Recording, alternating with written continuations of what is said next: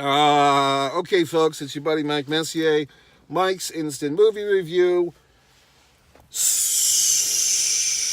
Swim night, night swim, night swim, night swim. So I saw this movie today. I did not see it in my favorite auditorium, in my favorite seat, because the timing was off. I was supposed to see this movie over the weekend. Long story short, I went to the wrong theater. I did not feel like going to the attendant and explaining my case. You might be saying, well, gee whiz, Mike, why'd you go to the wrong theater?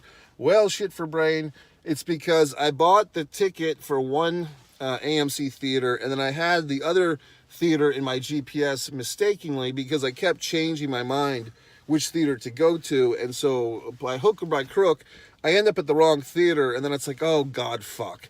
And then it's like, it's too late by then. By the time I got to the theater, it was too late to change. I could have gone in and talked to somebody. It probably would have been a fucking 17-year-old kid. Do I really have time to explain myself to a fucking child about my mistake as an adult? No, and I don't care that much. So I just changed gears, and I saw Swim fucking Night, or Night Swim tonight.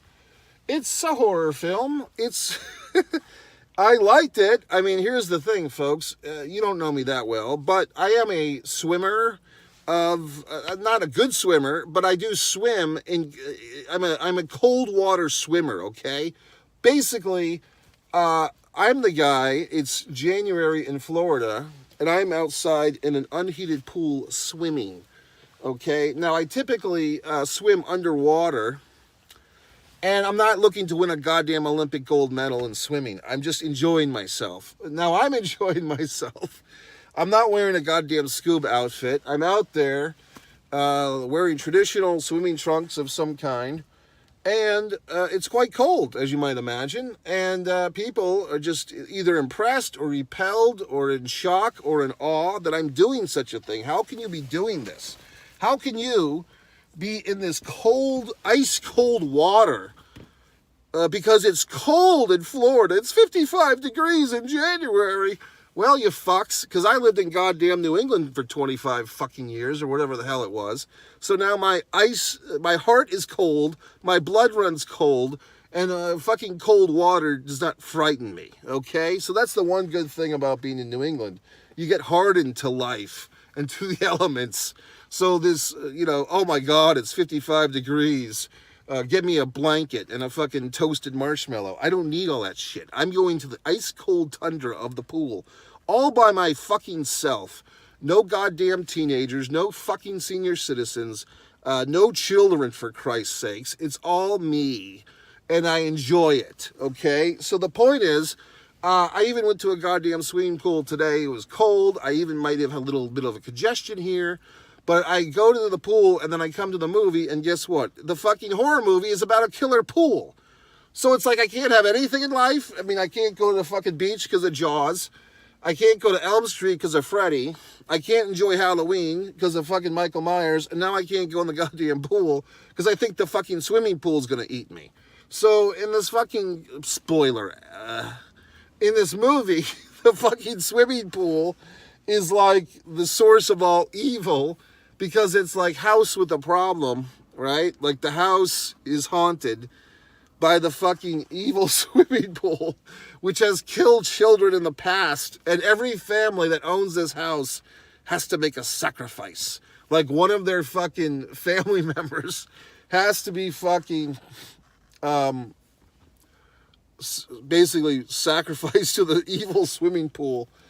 And this goes back generations. Okay. So, I mean, it's a little bit goofy, but, oh my God, like, you know how, like, you like to see the monsters in the movie? Like, oh, it's a crazy movie, and here's a scary monster. The monsters in this thing are kind of all over the place, because it's not like there's, like, one fucking monster. It's like there's a fucking guy that looks like the Cookie Monster, like a green Cookie Monster.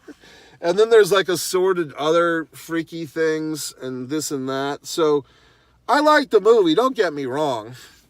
I like the movie. It is a family story. It's a suburban horror. You know what I mean? I enjoyed it. I mean, if you like horror, go see it. It's not too gruesome. If, there's some movies, like I won't go see the Saw movies. I don't like torture porn like some of you weirdos.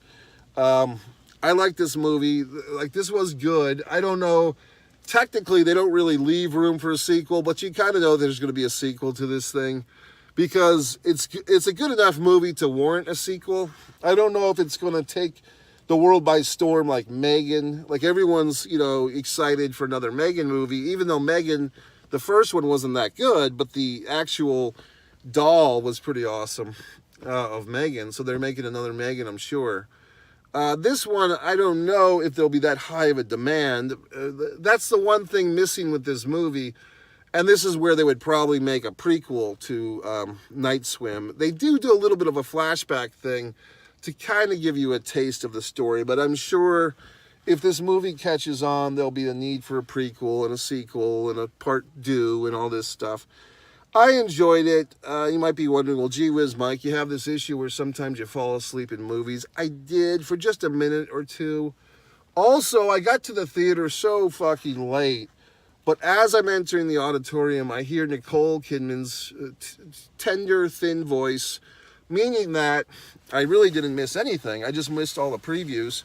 I did have to facilitate, so I planned that accordingly. I've seen so many movies, I kind of know when there's a good time to, excuse yourself for a minute or two. Like, basically, if you need a little helpful hint, when a big scene happens and, somebody dies or somebody gets attacked or there's a close call, typically after that scene, there's a little bit of a lull, like a little bit of a rebuild.